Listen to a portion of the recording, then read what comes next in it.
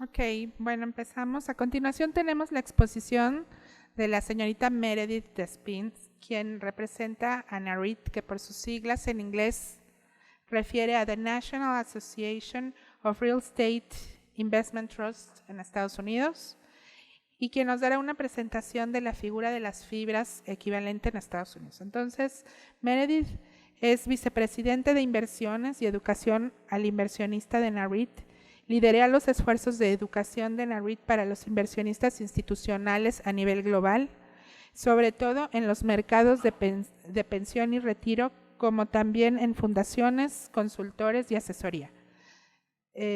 Meredith viene del sector de mercados de capital e inversión en bienes raíces comerciales. Adelante.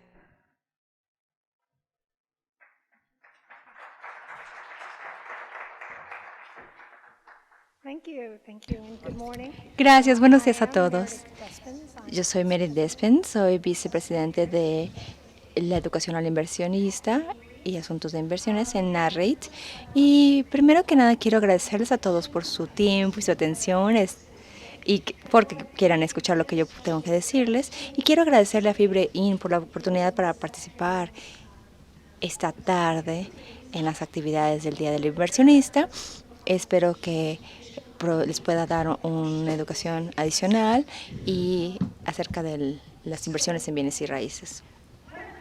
Lo que me gustaría hacer es realmente hablar de tres cosas y enfocar mis comentarios en tres áreas esta tarde. Primero, tal vez de una pequeña introducción de NAREIT, la Asociación Nacional de Fideicomiso de Bienes y Raíces, y algunos a lo mejor no estén familiarizados con nosotros.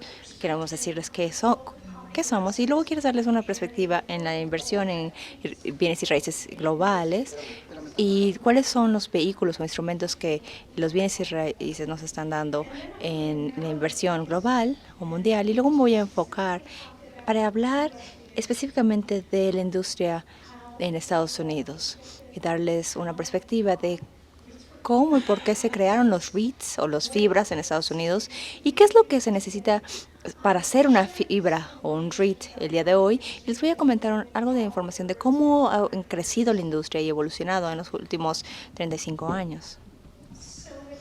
Así es que con esto, Narrate es una asociación de la industria sin fines de lucros.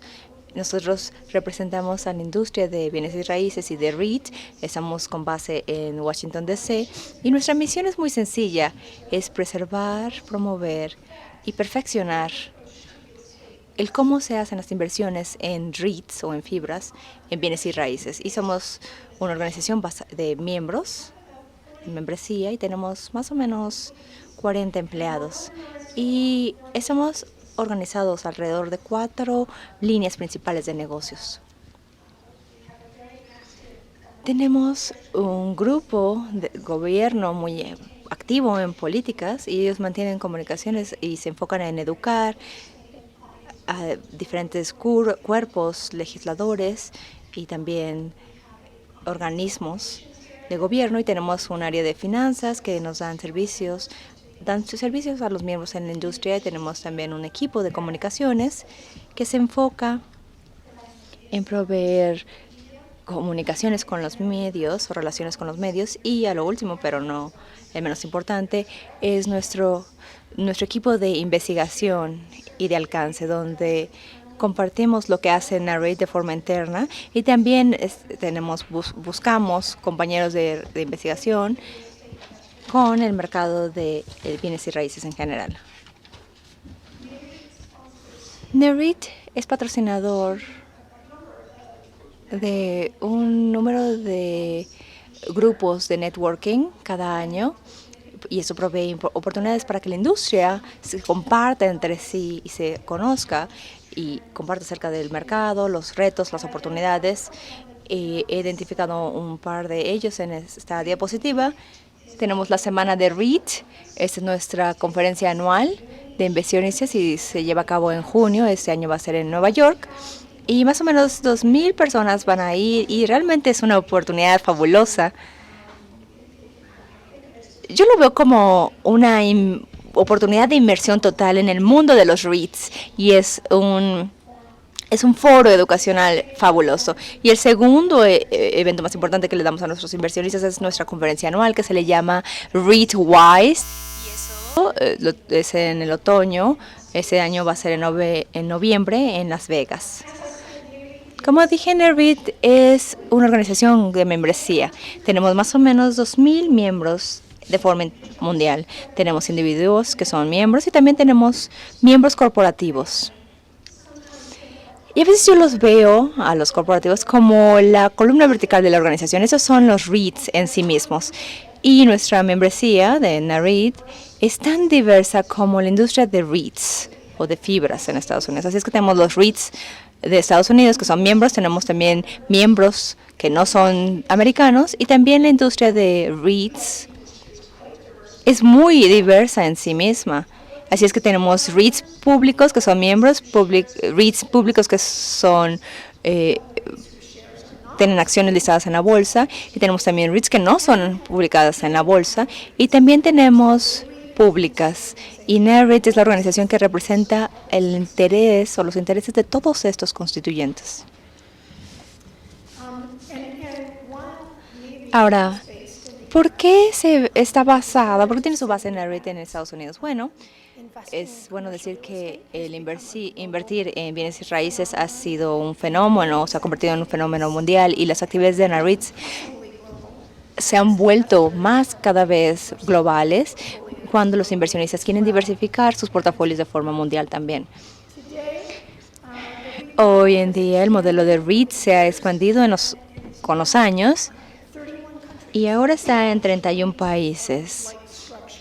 31 países tienen una estructura parecida a los REITs. El Estados Unidos es el primer país que estableció los REITs en el 60 y luego fue seguido por Nueva Zelanda y Nueva Zelanda en el 69, y luego vimos una expansión rápida de este modelo de REITs desde los tempranos de años 60. Y creo que eso tiene que ver con la naturaleza global de la inversión en bienes y raíces. Y yo creo que la expansión de los REITs de forma mundial es una validación de su éxito y sustentabilidad del modelo, para poder dar al mundo el acceso a la clase de bienes y raíces. Así es que con 31 países que ahora tienen REITs o fibras o estructuras similares, ¿habrán elementos que todos comparten? Bueno, y mientras que sí varían de país a país,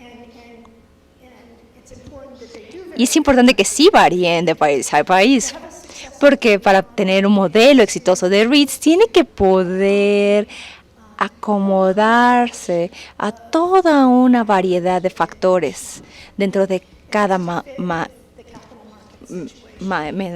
tiene que encajar con la situación del mercado, tiene que también encajar con la situación en general del mercado, y también con diferencias culturales que ocurren o cambian de mercado a mercado, y también tiene que encajar con el sentir de los inversionistas. Así es que sí hay diferencias entre estos modelos de REITs, pero también hay algunas similitudes. Y lo que yo tengo aquí en esta página es lo que le llamamos los 4 elementos de un REIT bien definido. Y así es que en general todos esos REITs van a sus propietarios de acciones van a ser o diversificados. Casi demuestran que están, de hecho, en el negocio de bienes y raíces. ¿Y a qué nos referimos con eso? Es que la mayoría de los activos e ingresos deben de ser relacionados con bienes y raíces. La mayoría de los ingresos tienen que ser distribuidos de forma anual a los accionistas de los REITs. Y son los accionistas, no la entidad de REITs en sí misma, los que típicamente pagan los impuestos de los ingresos que se distribuyen por el REITs. Así es que esos son los principios básicos de un REIT bien definido de forma mundial. Y solo quiero señalar que esto es muy consistente con lo que la Organización para la OECD tiene en sus lineamientos, en su convención para impuestos. Y esencialmente dice lo mismo. Un REIT es una entidad que es tenida por varias personas y deriva su ingreso, distribuye ese ingreso a los accionistas, y la entidad, por lo tanto, no paga impuestos del ingreso que distribuye. Como mencioné, creo que especialmente en los últimos años, los inversionistas están buscando formas de diversificar sus portafolios de inversiones de forma mundial, y los bienes y raíces, creo que los inversionistas están reconociendo como una clase de activos importantes. Están buscando diversificación para poder ayudarles a manejar el riesgo y también para poder ayudarles a alcanzar el potencial de mayores retornos de inversión. los bienes y raíces mundialmente, se estima que es más o menos 20 trillones de dólares americanos.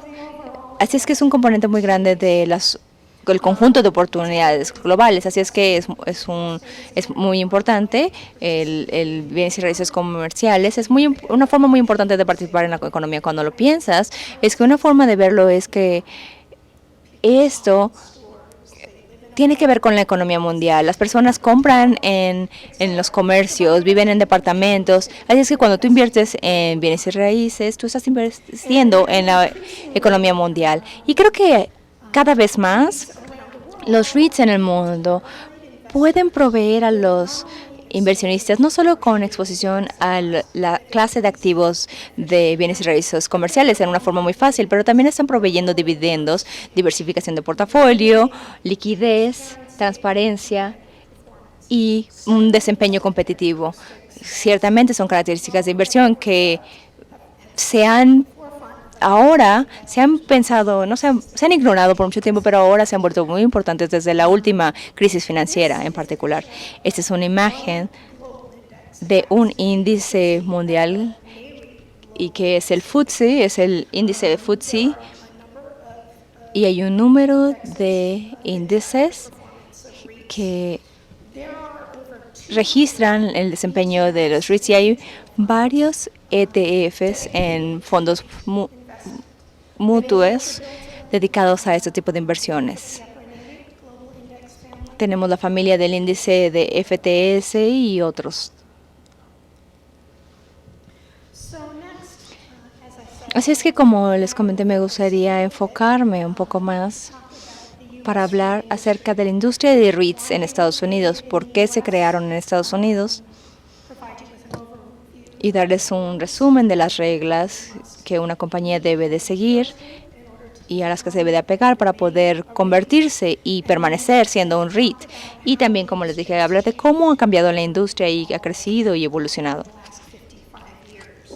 en los últimos 55 años. Así es que los REITs se establecieron en Estados Unidos en septiembre del 1960. El presidente Eisenhower firmó la ley como parte de la ley de impuestos. Y de hecho, los NAREIT se estableció como una organización un día después de que la legislación entró en función en Estados Unidos.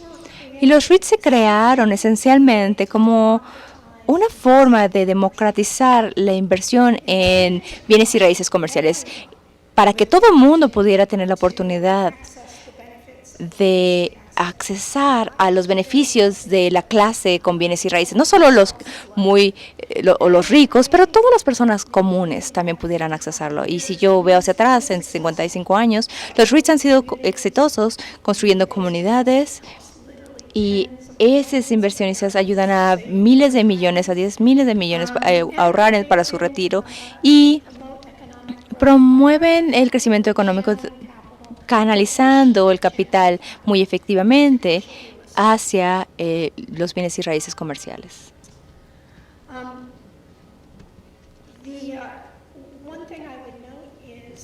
Algo que sé es que la decisión de convertirse en un REIT es una elección voluntaria. Así es que una compañía hace su elección debajo del código de Estados Unidos, código de servicio ED, para volverse un REIT. Y este debe de demostrar que está en el negocio de inmuebles, tiene que pasar ciertos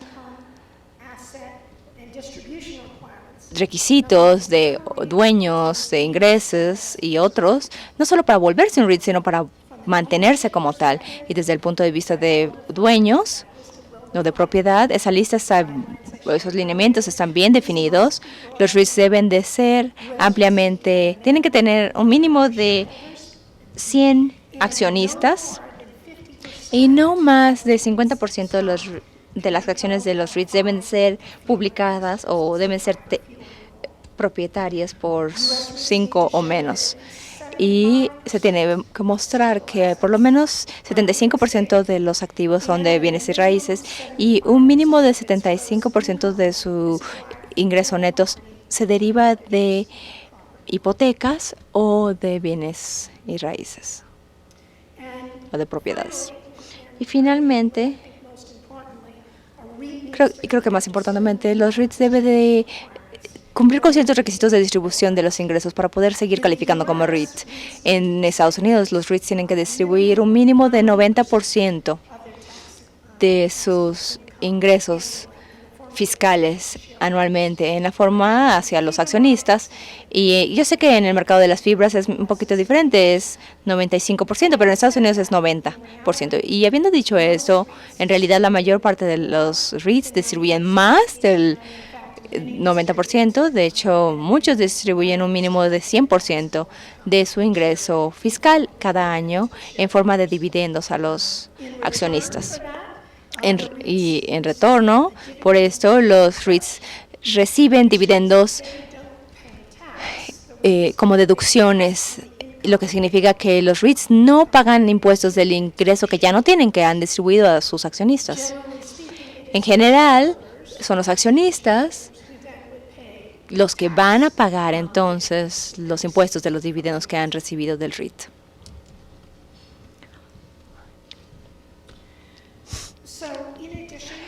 Así es que, además de estos requisitos de distribución de activos y de ingresos, hay otros lineamientos que aplican en general para los REITs en Estados Unidos y los he identificado aquí en esta diapositiva. Normalmente los REITs de Estados Unidos deben de mantener propiedades por largo plazo. No pueden estar involucrados con acciones como de broker o de comercialización o de hacer intercambio de propiedades. Ese es un término común. Tienen que tener un acercamiento estratégico al portafolio de las propiedades. Y segundo, no hay restricciones mandatorias en el uso del apalancamiento por los REITs americanos. Y la industria, o el promedio de la industria, es más o 34% para el final de febrero, esto era, lo cual está por debajo de el historial, o el nivel historial, lo cual es más cercano a 45%. Hemos visto, especialmente desde el 2007 o 2008, después de la crisis financiera, hemos visto una pérdida de apalancamiento en los REITs. Obviamente hay mucha variabilidad entre compañías, por ejemplo, los de almacenamiento público creo que usa un nivel de 0. Hay otras compañías que usan más deuda, pero cambia por sector. Pero en promedio la industria o el nivel de apalancamiento de la industria es de 34% hoy en día. Los REITs de Estados Unidos pueden ser manejados de forma interna o externa. Hoy en día, la gran cantidad o la mayor porción son internamente manejados. Y eso es interesante. Eso es uno de los, hasta cierto punto, de los elementos evolutivos que han tenido lugar en la industria. Cuando se crearon inicialmente los REITs en el 60, tenían que ser manejados externamente. No fue hasta el 96 con una ley de reforma fiscal que le permitió a los REITs el ser manejados de forma interna. Y hoy en día, como dije, la mayor parte de los REITs en Estados Unidos son internamente manejados. Es la dirección que el mercado o hacia donde se está moviendo la industria. Los REITs en Estados Unidos pueden ser organizados ya sea como una corporación o como un fideicomiso de negocios. Y de nuevo, la mayor parte de los REITs son como corporaciones y tres cuartos de la industria son como corporaciones. Como dije, la industria de REITs en Estados Unidos es bastante diversa. Está compuesta por compañías públicas y privadas, listas o que cotizan en la bolsa y otras que no. Tenemos también REITs de hipotecas, REITs públicos. Esas son las compañías que están registradas en la Comisión de Intercambio y las públicas no. Las públicas pueden ser listadas en la Bolsa de Valores o pueden ser registradas públicamente, pero no cotizadas en la Bolsa de Valores.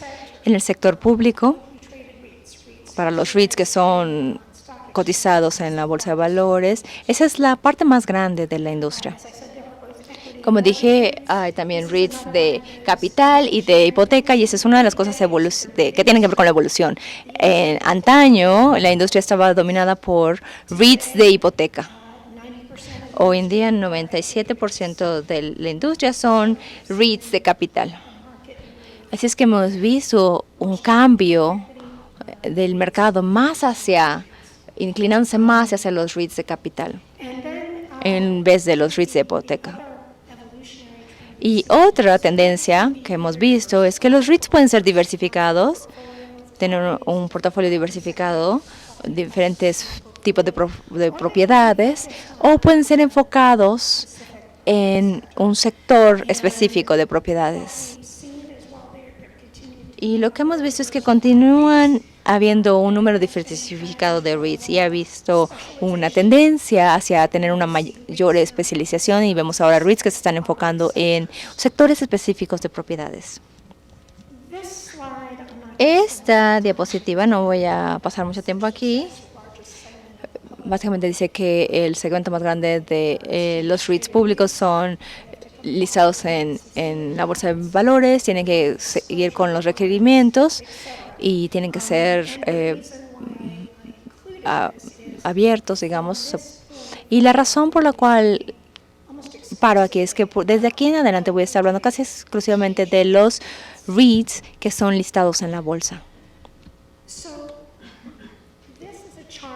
Así es que esta es una tabla que muestra el crecimiento en la capitalización del mercado de capital.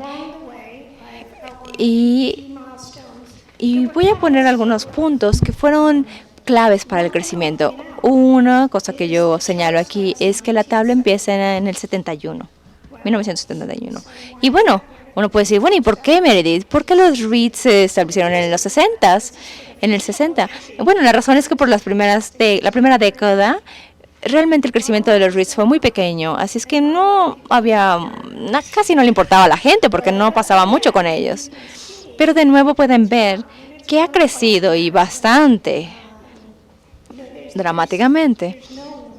Así es que no hay una sola forma cuando tú desarrollas un modelo de REITs.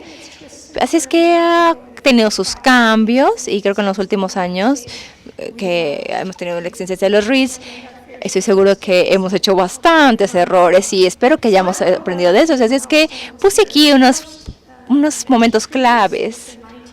Y como en el cambio o en la reforma de la ley, le permitió a los REITs ser internamente manejados, y eso fue un detonador en el crecimiento de la industria. Y el segundo punto que pongo aquí está en 1992, con la creación la primera estructura UPREIT.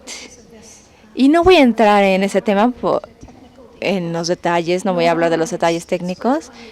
Y tampoco soy una experta de esta estructura de UPREIT, pero lo que hizo es que le daba a los dueños de las propiedades algunos beneficios fiscales cuando contribuían sus propiedades o añadían sus propiedades al REIT, y eso removió una barrera y permitió que más propiedades fluyeran hacia la estructura de REIT, y de nuevo fue un catalizador para la industria.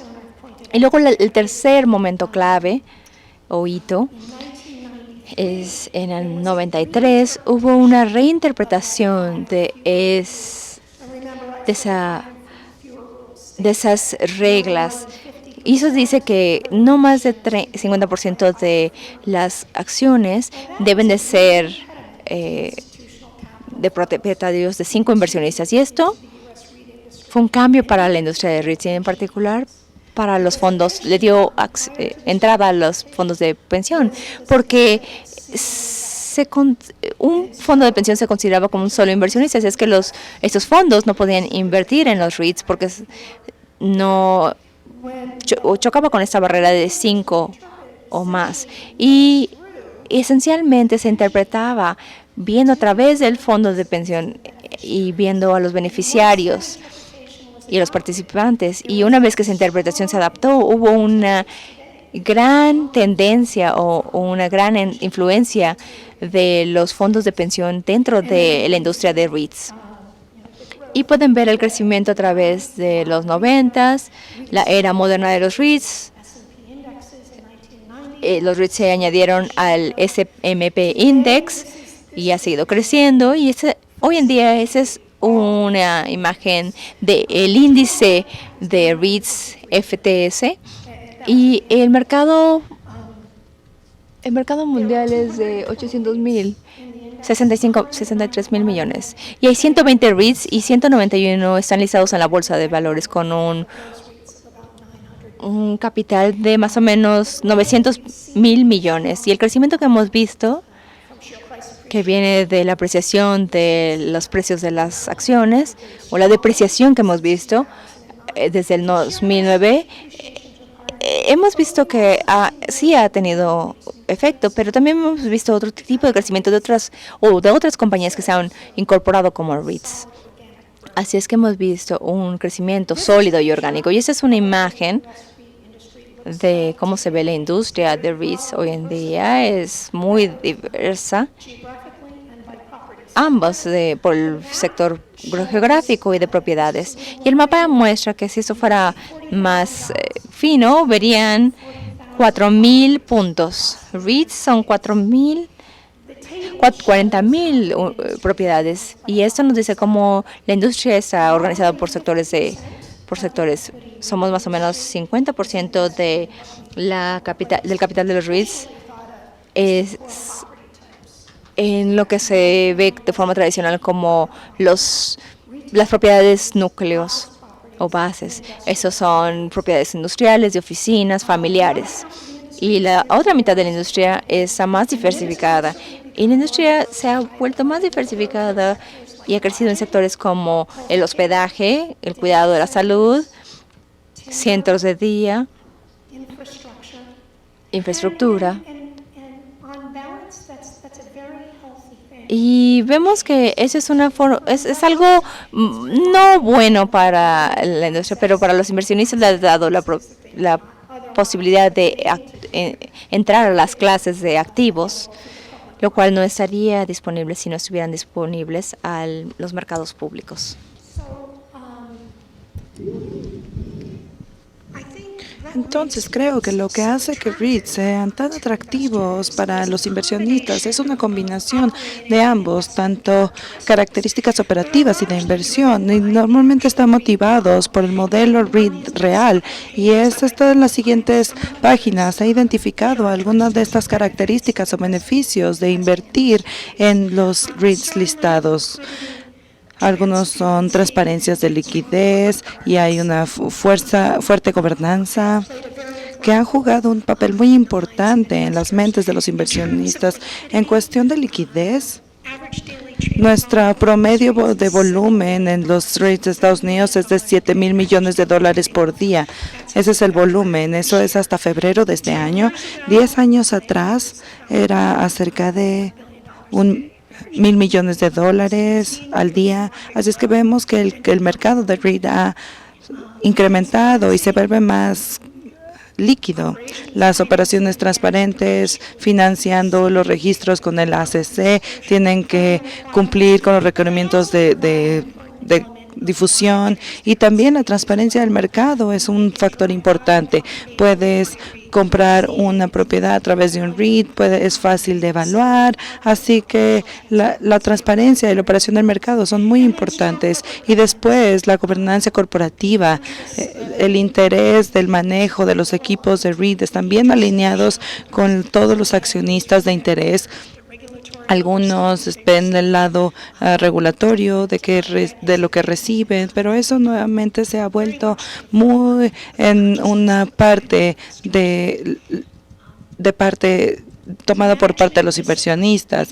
La disciplina de administración, debido a que REITs es confiable en cuanto a los mercados, tienes que llegar a los mercados de capital para financiar su crecimiento. Eso mantiene una disciplina en los equipos de REIT, y esto es muy importante. Es una disciplina en cuestión de cómo y dónde deciden asignar sus capitales de deuda y de capital. el uso limitado de la deuda. La mayoría de los inversionistas y sobre todo con los REITs en Estados Unidos, los inversionistas están más en capital en lugar de la deuda o particularmente menos en la deuda. Las empresas que tienen mayores niveles de deuda pagan los precios en un precio de acciones más bajo en muchos de los casos, y la distribución del ingreso es una fuente muy importante de ingreso. Saber que no hay ninguna historia del desempeño de inversionista es completa sin hablar acerca de la significancia, el significado de esta inversión. Tenemos el 2/3 de todo el total de retorno de inversión, y todo esto es ingreso y es muy importante en este ambiente. Para los inversionistas, REIT distribuye $34,000 millones en 2013, en 300,000 millones en los últimos 20 años. Y por último, y no menos importante, es la diversificación, el beneficio de la diversificación de la cartera. Tenemos una baja correlación con los diferentes activos y los toma en combinación, y es importante para tener una buena cartera de activos. Así que con esto tenemos acerca de 10 o 15 minutos libres. Bien, 10 o 15 minutos de presentación. Me encantaría tomar alguna pregunta. Si alguien quiere hablar de las características que muestra el desempeño, los análisis que hemos hecho con los beneficios de diversificación, pero me gustaría empezar primero con la ronda de preguntas y respuestas.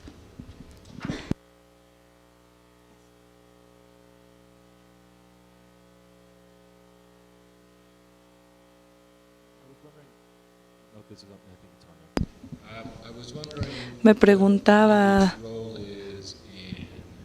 cuál es el papel de NAREIT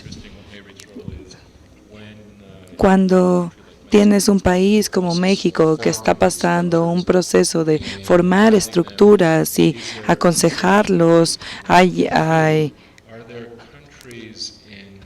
países en Latinoamérica, además de México, que estén considerando las estructuras de REITs y que tal vez NAREIT pueda mencionar, y que si no está fuera de la información que nos pueden compartir. NAREIT es una organización, y debido a que ya hemos estado en el mercado por mucho tiempo, sí se involucra y le hace feliz involucrarse con otros mercados que contemplan diferentes desarrollos a través del proceso del desarrollo de una estructura de REIT. Nuestro modelo no quiere ir y establecer un capítulo de REIT fuera de los Estados Unidos. Lo que en su lugar preferimos hacer, y lo que hemos hecho, es que ayudamos a facilitar el diálogo con los accionistas, con los constituyentes en los diferentes mercados, para no solo compartir nuestras experiencias, sino también ayudarles a comunicarles acerca de la industria, qué son sus preocupaciones, cuáles son los problemas en los que ellos creen que se tienen que enfocar. Y lo hemos hecho y lo seguimos haciendo en otros mercados. Hoy en día en México nos interesa, en México, y nos encantaría ayudarles. Estamos haciendo algo muy parecido en China, lo hemos hecho en Europa, hemos trabajado muy cercanamente con la Asociación de Bienes Raíces de Europa, que tienen las propiedades, es una empresa de propiedades listadas en bienes raíces, y en todo el mundo se ve que vimos la imagen con todos los puntos, y es importante darles la mayor guía posible y ayudarlos en el crecimiento de organizaciones similares que están apoyando el crecimiento de la industria de forma mundial. Es bueno. Lo que es bueno para Estados Unidos es bueno para nosotros, y lo que es bueno para nosotros es bueno para Estados Unidos. ¿Podría hablar un poco más acerca del beneficio fiscal de REITs? ¿Quién se beneficia más? El REIT por sí solo, pasando el ingreso a los contribuyentes individuales o los contribuyentes porque por alguna razón tienen algún beneficio sobre esto. ¿Podría explicar eso y qué tan importante es para el origen y el crecimiento del REIT? Bien, yo no soy un consultor fiscal, así es que tal vez no puedo hablar bien acerca de la perspectiva del inversionista individual, pero una cosa que vemos claramente es que REITs no es una entidad que pasa por las leyes, que se está pasando las leyes. No, es solo para el regreso, el retorno de la distribución. Es decir, es la deducción es la que nos permite hacerlo. Bien, de forma muy simple, el REIT entonces no está pagando el impuesto de dinero que no tiene, sino que el accionista, que es quien recibe esta distribución, está pagando el impuesto de estos dividendos que a cualquier tasa de impuesto que sea o tasa fiscal, depende del dividendo, obviamente. No estoy de acuerdo, no estoy segura si responde la pregunta completamente. Tal vez alguien en el público nos pueda ayudar a explicarlo mejor. Solo trato de entender por qué se constituyó de esta manera y quién se beneficia de esto. Creo que todo el mundo se beneficia de esto, porque REITs de forma histórica le da a los inversionistas unos retornos de inversión bastante competitivos que le da al inversionista una fuente muy estable y niveles de ingreso bastante sólidos. Sí, pagan impuestos, pero está siendo compensado por este impuesto que estás pagando. Y desde el punto de vista de REITs, está facilitando el crecimiento y la habilidad de financiar a las corporaciones o a las empresas. Bien, tal vez sí hay una diferencia entre una gestión interna o externa de REIT, o una operación interna o una asesoría interna. ¿Es lo mismo? Hablabas de esto. Lo que mencionaba es que es de forma interna o externa su administración. Y en los Estados Unidos puede ser ya sea la que sea que escojan, y la mayoría de las REITs de la bolsa de valores se organizan o se manejan internamente. Sí, así es la tendencia que se tiene en el mercado y cómo lo han tomado los inversionistas.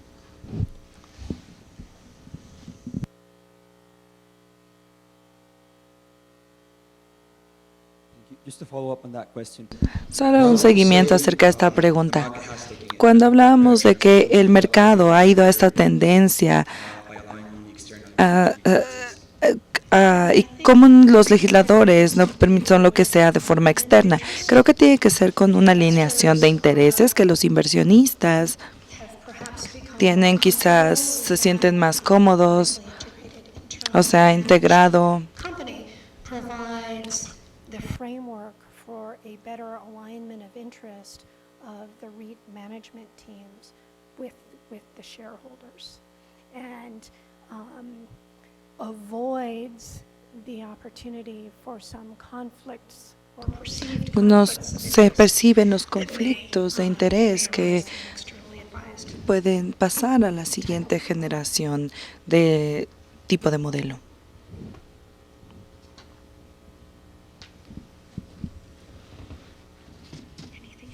¿Algo más?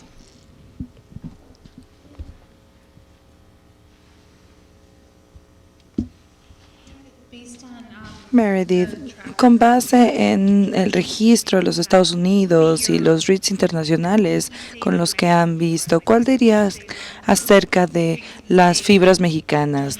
¿Cuáles serían los aprendizajes que se tendrían que tener en cuanto a comunicación o cualquier otra cosa? ¿Qué podrías decirnos al respecto? Esto es solo mi opinión personal. Las sorpresas son los que nos matan en general, no solo en cuestión de inversión, sino que en la vida en general son estas sorpresas. Creo que la transparencia, la comunicación, este tipo de cosas son muy, muy importantes. Y yo realmente se me pregunta mucho el qué debería hacer Fibras para ser mejor o cuál es el modelo ideal que debemos seguir. Y creo que REITs en Estados Unidos han estado por tanto tiempo y no había sido un camino lineal en cuanto a la evolución del modelo. Quizás no hay un modelo ideal o correcto, pero lo que quiero decir es, mientras sí es importante compartir la experiencia, de hablar de las lecciones aprendidas, no significa que, por lo tanto, el modelo de Estados Unidos es el modelo correcto para México, porque como lo mencioné anteriormente en mis comentarios, México tiene una constelación diferencia de situaciones de mercado del capital y diferentes situaciones regulatorias, situaciones culturales diferentes. Lo que pareciera que son lo mejor en los Estados Unidos podría no ser tan bueno en el mercado mexicano. Así que las necesidades del modelo tienen que ser flexibles para poder acomodar las dinámicas de estos diferentes factores. Y en los Estados Unidos creo que el ejemplo del apalancamiento es un ejemplo interesante. Como decía, los REITs estadounidenses no tienen restricciones de nivel de apalancamiento que pueden utilizar. Y eso puede ser un arma de doble filo, porque tal vez no quieres sobrelegislar para que la industria no pueda evolucionar, porque no puede cumplir con las demandas de estos factores tan diversos.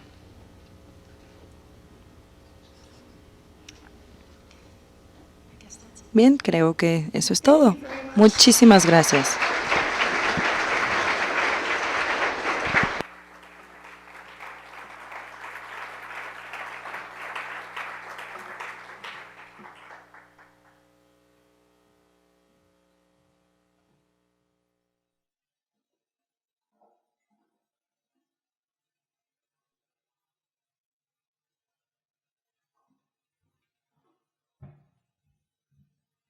Bueno, gracias Meredith. Y estamos comenzando ahora el tercer y último panel, que va a estar moderado por nuestra directora jurídica Laura Lozano, y en el que participarán la Bolsa, la Comisión y los abogados de Holland & Knight. Entonces, si pasan por favor de este lado a la derecha para poder ponerle su micrófono.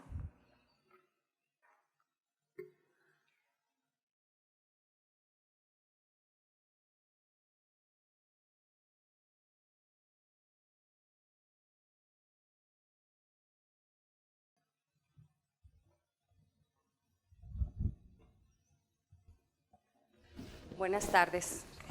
Enseguida tenemos el panel de Fibras, Comisión Nacional Bancaria y Bolsa Mexicana de Valores, para lo cual nos acompañan nuestros panelistas.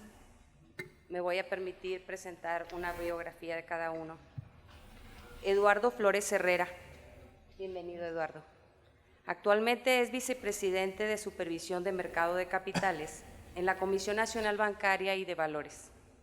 Es responsable de la autorización de ofertas públicas y fondos mutuos y la supervisión de mercados de capital, deuda y derivados, incluyendo sus participantes, tales como los mercados de valores, Cámara de Compensaciones, brokers y agencias calificadoras de deuda.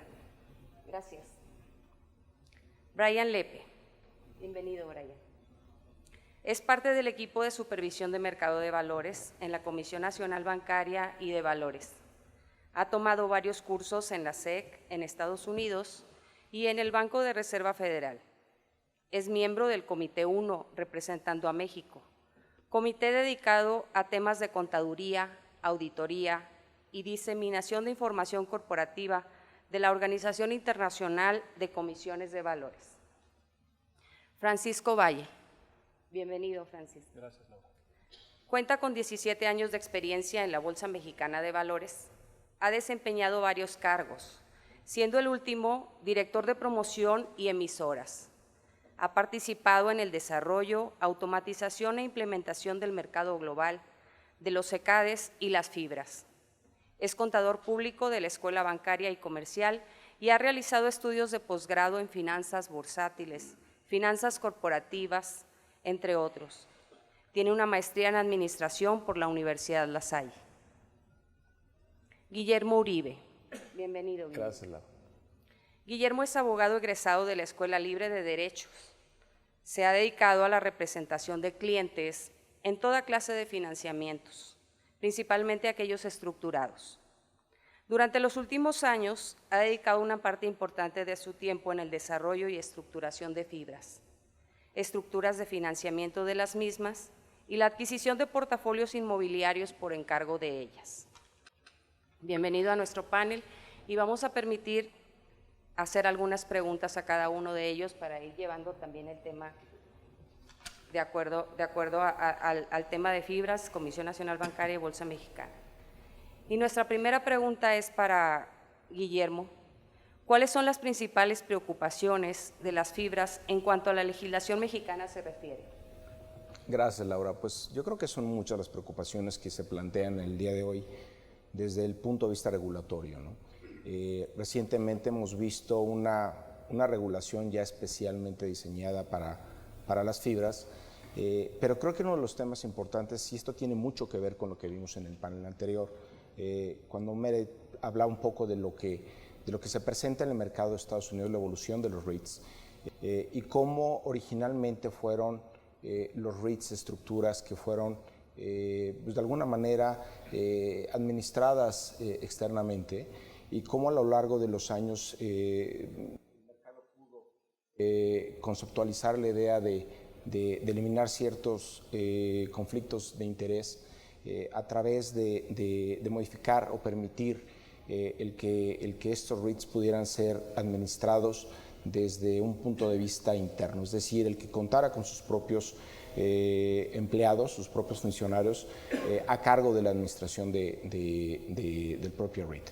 En México, y esto quiero que lo pongamos realmente en contexto porque realmente el mercado mexicano de las fibras es realmente novedoso. En realidad estamos a partir del 2011 que tenemos la primera estructura de fibra y esto atiende a que el mercado tomó un poquito de tiempo el tratar realmente de convencer básicamente a los propietarios de grandes portafolios inmobiliarios en participar en una estructura de mercado. Uno de los temas importantes para que se pudiera generar este convencimiento fue precisamente el dar la oportunidad a estos inversionistas del mercado inmobiliario que ya tenían pues solamente algunos activos dentro de su patrimonio, pues dándoles algunos beneficios fiscales, pero en ese momento pues vaya, no era suficiente el dar los beneficios fiscales, sino que adicionalmente la gente que había acumulado pues grandes fortunas en el mercado inmobiliario no estaría dispuesto a darlo en un vehículo de mercado en el cual perdían el control de la toma de decisiones y la administración de sus propios portafolios inmobiliarios. Entonces, esto en adición a algunas restricciones de carácter legal que hacen pues prácticamente imposible el que un fideicomiso pueda tener empleados, llevaron a una estructura de mercado de fibras, por lo que se refiere específicamente a la administración, en contar realmente con una administración externa. Ahora creo que el reto está precisamente en que el mercado pueda asimilar de manera muy rápido el que las estructuras nuevas para fibras, dado creo yo la nueva ola de fibras que se va a presentar en el mercado, es básicamente que sean fibras que son internamente administradas. Y esto va a atender exclusivamente a una característica. Las nuevas formaciones de fibra, las nuevas estructuras de fibras no van a traer una incorporación importante de patrimonios inmobiliarios previamente establecidos, sino que van a ser vehículos que se van a integrar básicamente con los recursos que se levanten del mercado, y con esos recursos se pueden adquirir los portafolios inmobiliarios sin que haya una aportación previa de un grupo de control de personas que estén a cargo de la administración posteriormente de que la fibra se haya puesto en el mercado. Yo creo que uno de los retos importantes es precisamente en que desde el punto de vista regulatorio tengamos la plena conciencia de que nuestro modelo de fibras atiende una realidad histórica, una realidad de mercado, una realidad legal, y que obviamente desde el punto de vista regulatorio tiene que haber un periodo en el cual exista soporte obviamente para las estructuras tradicionales de fibras, en las cuales tengamos estructuras de administración externa por diseño, pero que también haya un cierto apoyo a las nuevas estructuras en las cuales la administración sea interna. ¿Puede evolucionar hacia allá muy pronto? Yo creo que ya, de hecho tenemos el primer ejemplo del año pasado, a finales del año, donde por primera vez pues ya vemos en el mercado una fibra que tiene la tendencia a ser considerada como una fibra manejada internamente, ¿no? Y yo creo que hacia allá va el mercado, porque los portafolios inmobiliarios que al día de hoy existen ya disponibles difícilmente van a ir con estructura de un manejo externo, ¿no? Yo creo que la tendencia va a ser a que sean, precisamente por las razones que explicó Meredith, por la percepción de los conflictos de interés, eso limitará las nuevas estructuras a que sean realmente del tipo de manejo externo. Bien. Otra de las preguntas que tenemos es para la Comisión Nacional Bancaria. ¿Qué acciones está llevando a cabo la Comisión Nacional Bancaria y de Valores actualmente para mejorar el sano desarrollo del sector de fibras en México? Bueno, como saben, a partir en enero del año pasado fue la reforma financiera, la cual, bueno, involucró muchísimos cambios a toda la regulación del sistema financiero, y en particular la ley de mercado de valores tuvo cambios de todo tipo. Uno en particular, o algunos en particular, que creo que pueden ayudar mucho a las fibras, son los cambios en relación con programas de valores, ofertas públicas restringidas y además lo que se ha ido metiendo como de emisores recurrentes. Uno, el de programas, lo que permite anteriormente los programas solo podían ser de valores de deuda. Eso implicaba que cada emisión de capital tenías que hacer todo un nuevo prospecto, hacer todo un proceso, yo creo que como lo han hecho hasta hoy todas las fibras, que pueden ser procesos largos, caros, ¿no? Pero pues era lo que se tenía que hacer. Los programas ahora lo que van a permitir es que es programas de varios tipos de valores, entonces bajo el mismo programa puedes emitir deuda, capitales, lo que te permita tu naturaleza, ¿no? de emisor. En el caso de fibras, esto quiere decir que pueden hacer programas conforme al cual pueden emitir certificados de deuda o CBFIs de capital y que les permita poder hacer una emisión de CBFIs de capital de una forma más ágil y que por lo tanto puedan hacer, en vez de tener que hacer una emisión gigante cada X tiempo, pues que puedan hacer emisiones chiquitas a lo largo del año conforme lo vayas necesitando.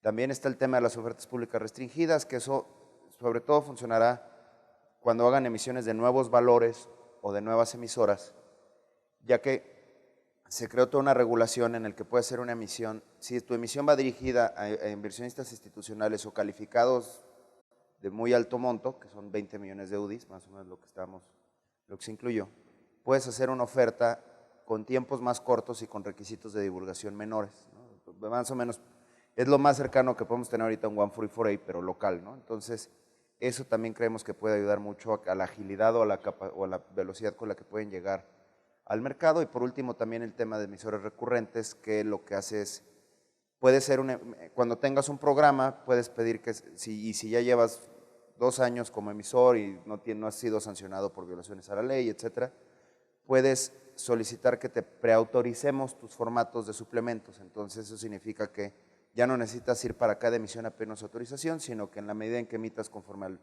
formato preautorizado, puedas emitir con 3 días de anticipación, sin necesidad de ir a pedir autorización a la comisión, solo un aviso. Y esto podría funcionar incluso para deuda ya se hace, pero también podría funcionar para capitales si ya se tienen las autorizaciones corporativas respectivas. Entonces, esto lo que quiere decir es, podrías hacer una emisión de capital pues, en 3, 4 días. Muy rápido. ¿No?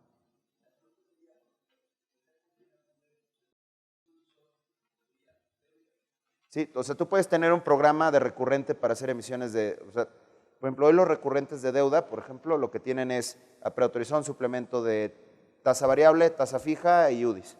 Entonces, por ejemplo, si quisieras hacerlo con capitales, sería los mismos 3 más el de capitales. Entonces tú dices, en vez de esperarte a emitir $300 millones en oferta global con todos los costos que esto implica, puedes decir, bueno, pues ahorita necesito capital por 100 millones de pesos, entonces puede ser una emisión de capital de 100 millones, 300 millones, lo que quieras, pues el monto lo determina. Hay una parte importante para poder ser recurrentes que tengas las autorizaciones corporativas antes, sobre todo para la parte de capital. O sea, ya necesitarías tener, en este caso, los EBFIs en tesorería para poderlos colocar, porque si necesitas ir a asamblea de tenedores para hacer el aumento, pues sí, ahí los tiempos sí se te distorsionan. ¿Sí?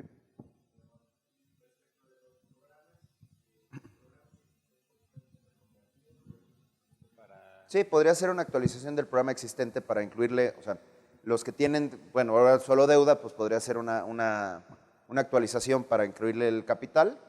Y también si ya cumpliste con los 2 años de emisor y los requisitos que trae, creo que es el 13 o 13 bis de la circular, puedes pedir también la parte recurrente.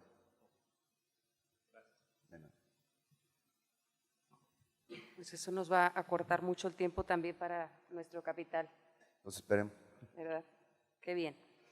Otra de las preguntas es para la Bolsa Mexicana de Valores. ¿Cómo está contribuyendo la Bolsa Mexicana de Valores en mejorar la información de fibras que se disemina en el mercado?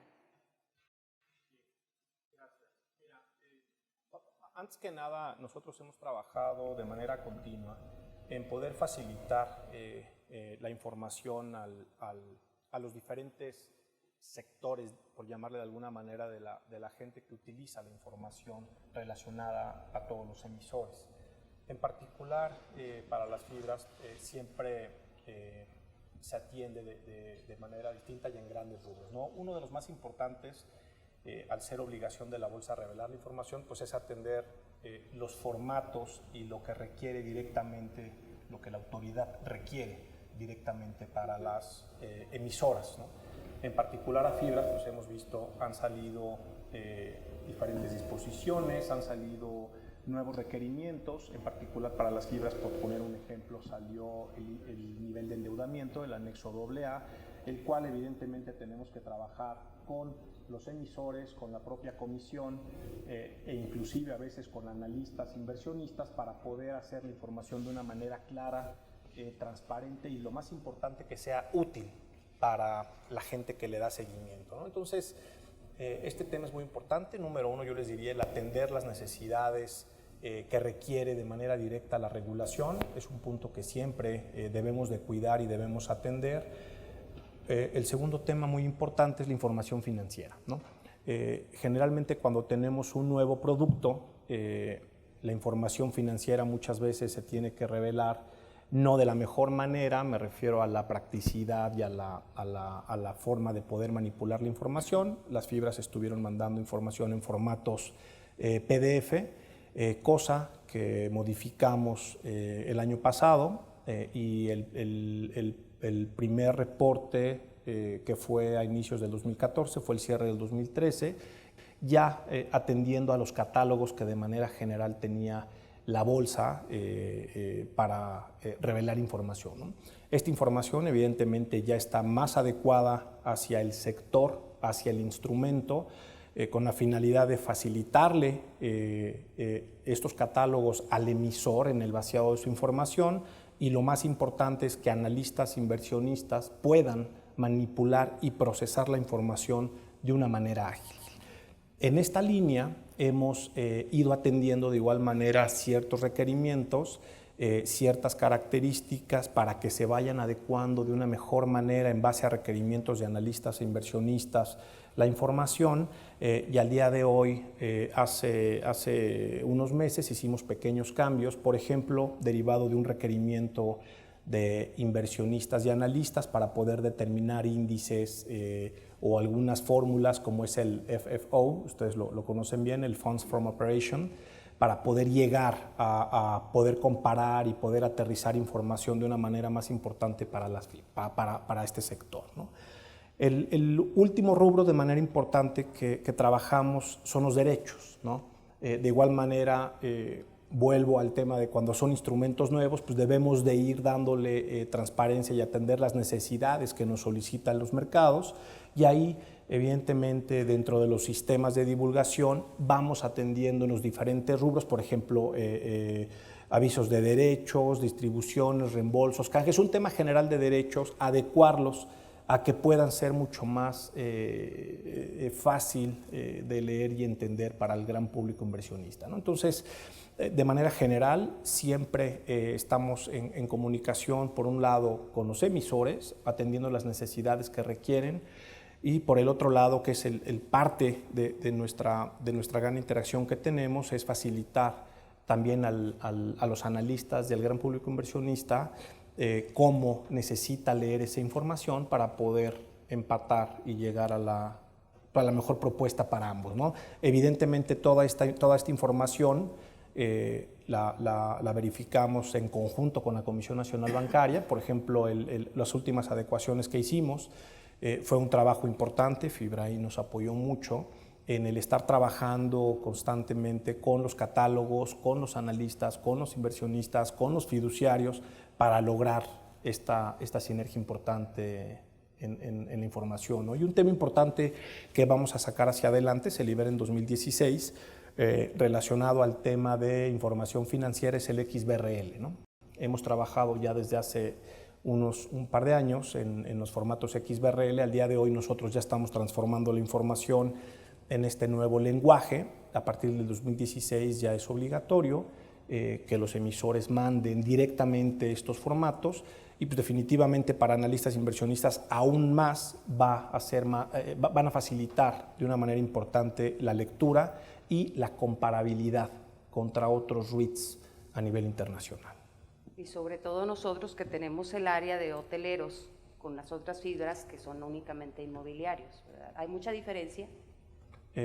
Mira, algo que es importante es tratar de homogeneizar la información y no estar cambiando catálogos de manera muy particular, ¿no? Es un sector, todas las particularidades, se trata de llegar a un acuerdo con los emisores.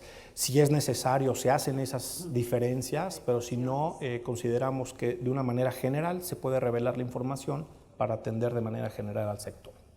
Muchas gracias. Otra pregunta que tenemos es para Holland & Knight. ¿Cuáles son las principales áreas de oportunidad que podemos detectar en la legislación mexicana? Pues básicamente yo creo que tenemos que considerar que es necesario tener un marco regulatorio claro y perfectamente conformado específicamente para fibras. Creo que ya es un mercado importante. Al día de hoy está trayendo mucho la atención de inversionistas, no solamente mexicanos, sino del extranjero. Y creo que ahí existe un reto muy, muy importante en tener un cuerpo regulatorio específicamente diseñado para el producto fibras, para el vehículo fibras, que formalmente hablando pues viene de una regulación fiscal y que a lo largo del tiempo lo que se hizo fue tratar de acomodarlo con base en las disposiciones que ya estaban existentes en el mercado. Y pues vaya, creo que es un área de oportunidad muy importante, muy necesaria, sobre todo para tener esa seguridad jurídica que requiere un vehículo como lo han sido las fibras, ¿no? Yo creo que ese es uno de los retos más importantes. Mencionaría también la necesidad de que sean las autoridades que realmente tengan dentro de sus facultades por ley las facultades para regular a las fibras, para supervisar a las fibras como instrumentos de mercado, las que efectivamente emitan la regulación y sean las que efectivamente supervisen a las fibras, ¿no? Yo creo que aquí tenemos que tener mucho cuidado con respecto a quiénes van a ser formalmente los reguladores y las personas y las entidades que van a estar a cargo de la supervisión de las fibras como vehículos de mercado. Yo creo que ahí hay un reto muy importante en aclararlo, en que desde el punto de vista de política regulatoria se haga un esfuerzo a cierto nivel para efecto de que se defina realmente quiénes son las autoridades que deben de regular a las fibras en sus diferentes etapas, ¿no? Tanto desde la parte de la llegada al mercado, la supervisión a las mismas y otras prácticas vinculadas con los financiamientos que ellos toman, ¿no? Yo creo que ese es un tema muy, muy, muy importante que deben de ser considerados pues ya al día de hoy, ¿no? Es creo que algo que requerimos como mercado, el tener la certeza de dónde viene la regulación y de dónde viene la supervisión específica de fibras. Yo creo que eso es un tema también muy, muy relevante. Muchas gracias, Guillermo. ¿Tendrán alguna pregunta para nuestro panel?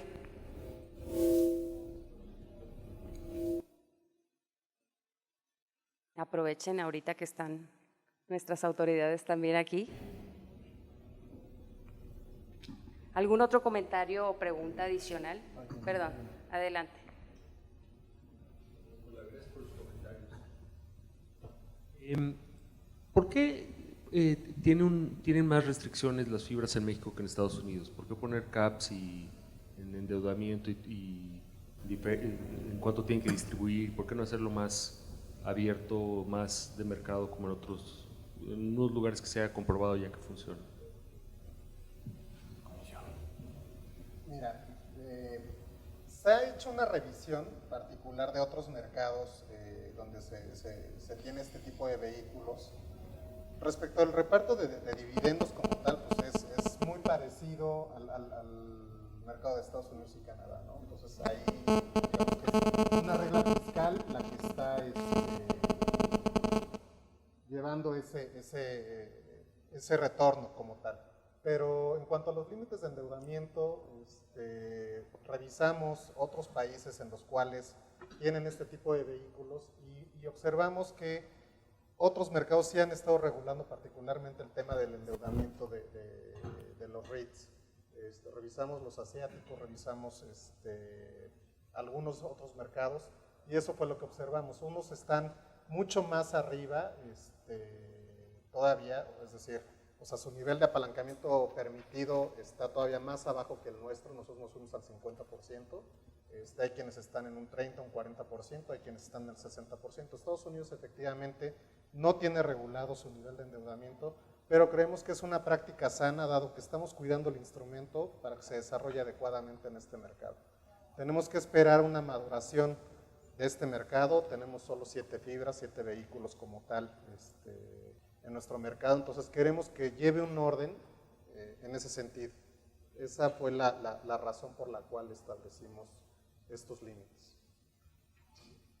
¿Y la tendencia es hacia más regulación o menos? Es una buena pregunta. Mira, bueno, yo creo que vienen varios cambios que debemos ir observando en su comportamiento de este tipo de vehículos. Y ya recientemente vimos al fideicomiso hipotecario, donde ya tiene una variación, no es exactamente en cumplimiento de la regla fiscal. Sin embargo, bueno, pues estamos viendo ya los mortgage REITs aterrizando en nuestro país. Yo creo que en función del comportamiento de cada uno de estos vehículos iremos sobre la marcha tratando de adecuar cada una de las situaciones que se nos vayan presentando. Como saben, todos los mercados de valores evolucionan mucho más rápido que la regulación. Entonces nosotros tenemos que ir actuando de la mano del comportamiento de su crecimiento de este tipo de vehículo, todo con la finalidad de cuidar tanto a los inversionistas como el propio asset class que tenemos desarrollándose. Gracias, Brian. ¿Alguna otra pregunta?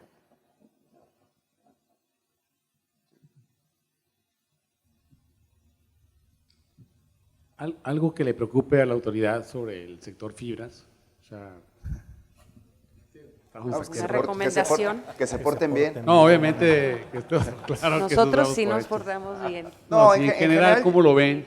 No, en general yo creo que bien, o sea, al final de cuentas también tiene una función de, pues hasta de desarrollo del país, el desarrollo de todo el tema inmobiliario por el impacto que tiene económico y la derrama, o sea, al final de cuentas una de las cosas que siempre tratamos de hacer o que estamos de procurar es que los recursos del mercado sí lleguen a la economía real, ¿no? Y esto puede ser desde que una empresa reciba el dinero directamente y otra es impulsar ciertas industrias que a su vez generan temas, ¿no?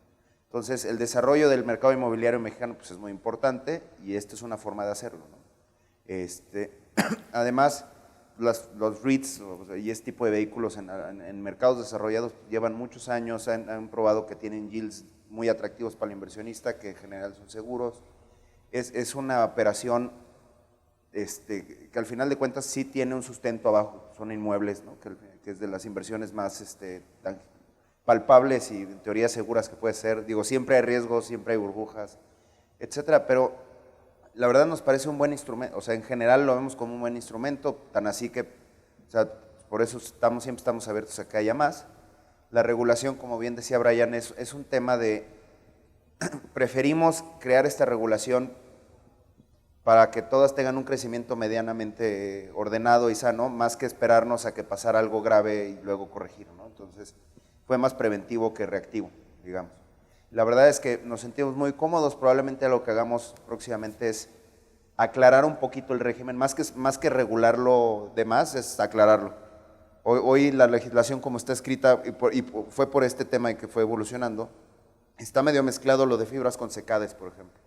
Pero incluso hoy, como bien mencionaba Brian, ya tenemos tipos de fibras, ¿no? Ya no nomás es la fibra de inmuebles, ahora ya vienen las hipotecarias, quién sabe que venga después. Entonces, lo que vamos a hacer es como aclararlo. Sí queremos, uno de los objetivos es tener regulación clara para cada tipo de instrumento, con las peculiaridades que cada uno respecta. Pero en general, lo vemos bien, en general con todo el mercado de emisoras, como digo, muchos se habrán enterado, estamos trabajando muy duro con todas las emisoras para el tema de divulgación, que realmente los eventos relevantes se publiquen en tiempo, se publiquen bien, la calidad de los reportes, la calidad de la información. Entonces, en general, pero vamos, no es un tema particular de las fibras, sino en general el tema de transparencia y de información es algo que nos preocupa mucho y que hemos estado trabajando mucho con las emisoras.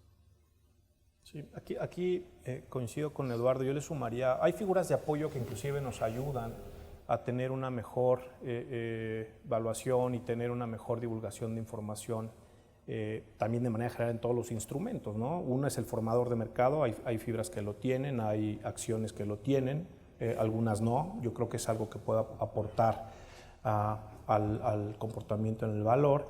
Y el tema de análisis, ¿no? Hace un par de años ya lanzamos la figura de analista independiente, en la cual lo que hicimos fue replicar una figura que opera muy bien en Londres, ¿no? A través de un pool de inversionistas se puede tener un real seguimiento de análisis para los inversionistas y para el mercado, ¿no? Entonces, a las empresas, a las emisoras que solicitan este servicio, cuentan con reportes de análisis en español y en inglés, cuentan con una base mínima, con estándares internacionales. CFA avala estos análisis, se distribuye a más de 2,000 terminales en Emisnet, se distribuye, o sea, vamos, tiene mucho más información, ¿no? Sabemos que estos mercados son de divulgación de información y yo creo que es importante que poco a poco más emisoras vayan entendiendo que el contar con un seguimiento de análisis real es útil para los analistas y para los inversionistas, ¿no? Nosotros como Bolsa hemos impulsado esta figura, estamos invitando a los intermediarios colocadores a que se suban, no nada más a este pool de 4 analistas independientes, sino estamos invitando a las áreas de análisis de los intermediarios que también compartan y que suban la información, ¿no? Al día de hoy sabemos que generalmente los intermediarios, el análisis que hacen es para sus clientes, ¿no? No tiene una real divulgación de información. Entonces considero y estamos invitando, ya tenemos un par de intermediarios que suben la información en Emisnet, que comparten esos reportes de análisis con el gran público inversionista, analistas y demás, y creo que poco a poco podemos ir trabajando en darle más información, mejor información al inversionista para darle un plus en varios aspectos a los emisores. Gracias, buenas tardes. Adelante. Como inversionista siempre existen las dudas de que si los activos que adquiere una fibra realmente valen lo que dicen que valen. En ese sentido, ¿la autoridad piensa hacer algo o contempla alguna situación particular de tratar de ver si efectivamente hay un valor real o cómo puede proteger los intereses del inversionista de que realmente la fibra está adquiriendo algo que efectivamente corresponde a un valor, digamos, de mercado? Obviamente es un tema complicado, diría que es de los principales, es como de los temas torales en la contabilidad de las fibras, ¿no? Porque al final de cuentas es donde se ve reflejados en los estados financieros. Siempre están el reporte de auditoría que expide el auditor externo, hay evaluaciones independientes, pero digo, aún así, si es algo que revisamos, obviamente tratamos de hacer una revisión periódica de la información financiera, no solo de las fibras, sino de todas las emisoras.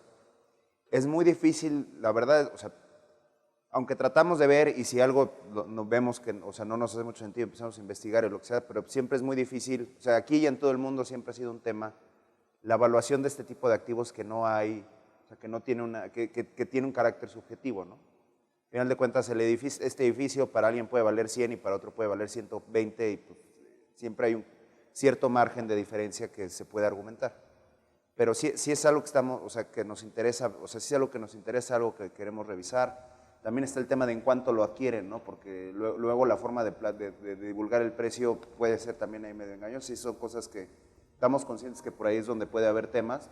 Sí lo estamos revisando, o sea, sí. Algo que pasa luego es mover todo el órgano, vamos a decirle administrativo, por no decirle burocrático, puede tomar más tiempo del que quisiéramos. Pero sí es algo que lo estamos viendo, sí es del tipo de cosas que estamos empezando a revisar en todo este esfuerzo que estamos haciendo de mejorar toda ahora sí que la divulgación casi en las emisoras, ¿no? Pero por ahí es por donde estamos viendo que podrían ser los temas principales y pues trataremos de hacer el mejor esfuerzo de estarlo revisando. Gracias. Aquí nada me gustaría complementar un poco este tema. Yo creo que es un tema muy polémico, ¿no? Realmente, ¿cuál es el valor de un inmueble? Pues el valor del inmueble no solamente son los tabiques, son realmente el potencial de crecimiento que tienes en los ingresos, ¿no? Probablemente a lo mejor si compras un edificio en el corredor de Reforma, el Ángel de la Independencia, estabilizado al 50%, pues a lo mejor estás pensando en un valor, pero si tú como administración tienes la capacidad de llevar esa estabilización al 80, 90 o 100%, pues entonces el valor es completamente distinto. Entonces, yo creo que ese es un tema de realmente, si te refieres a lo que vale comercialmente el inmueble, pues a lo mejor también ahí hay diferentes opiniones, ¿no? Pero en estricto sentido, creo que la evaluación, formalmente hablando de lo que es ya un vehículo como son las fibras, pues en realidad es la sanción que el mercado da de ellos ante el resultado de la información financiera que reportan, ¿no? Si te dicen que compran un inmueble que a lo mejor está estabilizado 95% y resulta que después de 2 ejercicios el comportamiento de ese inmueble en particular no demuestra precisamente un crecimiento o por el contrario tiene una pérdida de ocupación, pues entonces la sanción en realidad tiene que ser del mercado, ¿no? De los analistas, de la gente que realmente está en el mercado invirtiendo, son los que realmente llevan la batuta en esto de saber cuánto es lo que vale un inmueble. En cuanto al inversionista real que está en el mercado comprando los certificados bursátiles en la bolsa, sabe que el retorno que le está dando, el resultado que le está dando esa inversión no es adecuado, pues automáticamente le va a poner, es quien realmente le pone finalmente el precio a ese inmueble. ¿Alguna otra pregunta? Para homogeneizar la información de las fibras, ¿cómo va ese proceso? De hecho, yo te diría el catálogo ya está, la información financiera ya está, ya se llegaron, trabajamos mucho con la comisión, analistas, de todos lados trabajamos, ya está. Y bueno, creo que atendimos todas y cada una de las necesidades para ya homogenizar los estados financieros, ¿no? O sea, nada más a partir del 2016 pues ya lo vamos a tener en formato XBRL, pero al día de hoy ya está el formato, ya lo modificamos al formato, inclusive ya hicimos algunas adecuaciones en particular para fibras para que fuera de fácil lectura para los inversionistas. pero ya está. ¿Alguien más? ¿Nuestro panel algún comentario que tengan? Bueno, les agradecemos entonces. Eduardo, Brian, Francisco y Guillermo. Muchas gracias. Gracias. Gracias a todos.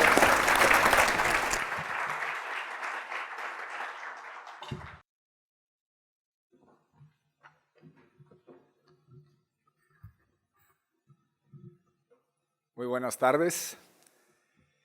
Me da gusto saludarlos de nuevo. Para cerrar, les platicaré ya en resumen de mi parte cuál es la visión de FibraIN. Han pasado ya 2 años desde que esta aventura inició. Queríamos ser una empresa pública y entendíamos que para lograr el crecimiento que anticipábamos en el sector hotelero, era necesario recurrir a la fuente de financiamiento más eficiente, el mercado de capitales. Hoy podemos estar seguros que no nos equivocamos y que elegimos el camino correcto. En aquellos días nos comprometimos con el mercado a alcanzar objetivos que a todas luces nos quitaban el sueño y que nos enfrentaban a un escenario sumamente retador. Hoy podemos compartir con ustedes que hemos cumplido con cada uno de los objetivos que planteamos en nuestra oferta pública inicial y en nuestro primer aniversario. A continuación repaso los logros más importantes. Crecimiento del portafolio a 30 hoteles a finales del 2014. Hoy tenemos 34 propiedades, 31 en operación y 3 en desarrollo. Pago de dividendos atractivos a nuestros inversionistas. Somos la empresa pública hotelera que ha pagado la tasa de interés más alta de dividendos distribuida al mercado. Cambio en la estructura de fees. El mercado fue claro en su retroalimentación y FibraIN eliminó la comisión de adquisición del 3% e hizo las adecuaciones pertinentes. La operación de hoteles con un número mayor de marcas globales, pasamos de 2 a 12 marcas de reconocida reputación internacional. Diversificación geográfica, empezamos operando en 6 estados de la República al norte del país, a 14 estados actualmente operando, principalmente en la franja central de México, en donde está la mayor parte de la actividad del país. Y mejoras constantes en la eficiencia operativa. Hoy somos la fibra hotelera pública con mejores indicadores de eficiencia y rentabilidad. Pero todo esto es ya historia. Mirando hacia el futuro, para el periodo 2015-2016, los retos no son menores. Así que para poder duplicar nuestro portafolio, ya hemos definido la estrategia que nos pondrá en el camino correcto para alcanzar los objetivos trazados. En las presentaciones que hemos compartido con ustedes, hemos repasado las medidas de gestión que adoptaremos desde la administración para llegar a la meta definida. Ahora me gustaría repasar también aquellas medidas que desde la presidencia del Comité Técnico adoptaré para asegurar que las metas de largo plazo se cumplan de la forma más eficiente. Las medidas son las siguientes: asegurar que la expansión de nuestro portafolio se lleve a cabo de acuerdo a los criterios de calidad y rentabilidad que hasta hoy hemos logrado. Aseguraremos que estas inversiones se hagan con apego a los criterios de FibraIN y consistentes con nuestra estrategia de servir al viajero de negocios en las zonas que hemos definido como estratégicas a lo largo y ancho de nuestro país. Mejorar el gobierno corporativo, haciendo cambios en la organización que garanticen la implementación de las mejores prácticas en la industria. Como ejemplo de esto, recientemente se tomó la decisión de separar los roles de presidente del Comité Técnico y director general y hemos fortalecido nuestra estructura organizacional con ejecutivos de primer nivel. Finalmente, trabajaré en el fortalecimiento del Grupo Estratégico de Control de la Fibra con el objetivo de alcanzar alianzas estratégicas que permitan el crecimiento y generen valor para nuestros inversionistas. Por otra parte, atendimos nuestro compromiso de aumentar el tamaño de la fibra al hacer un aumento de capital. A la fecha, nuestro market cap ha llegado a casi $500 millones. Quiero agradecer a todos nuestros inversionistas que participaron en la suscripción del pasado mes de noviembre y por haber depositado su confianza en FibraIN. Gracias a esta transacción, hoy estamos en posición de poder cumplir los objetivos de crecimiento de largo plazo que nos hemos planteado para llegar a 60 hoteles hacia finales del año 2016. Para el mercado de capitales es muy importante la liquidez de FibraIn y una vez más hemos escuchado y estamos haciendo lo posible por aumentar la liquidez de los EBEFIs. Es por eso que continuaremos con los esfuerzos de promoción internacional para incentivar un círculo virtuoso que genere liquidez con una mayor base de inversionistas. Estamos trabajando junto con nuestro formador de mercado y con otras firmas de apoyo, de asesoría financiera, de imagen, de relaciones públicas, para incrementar la visibilidad, interés y por ende la liquidez a largo plazo. Finalmente, no me queda más que agradecer a todos ustedes su participación en este evento y sobre todo su interés en FibraIn.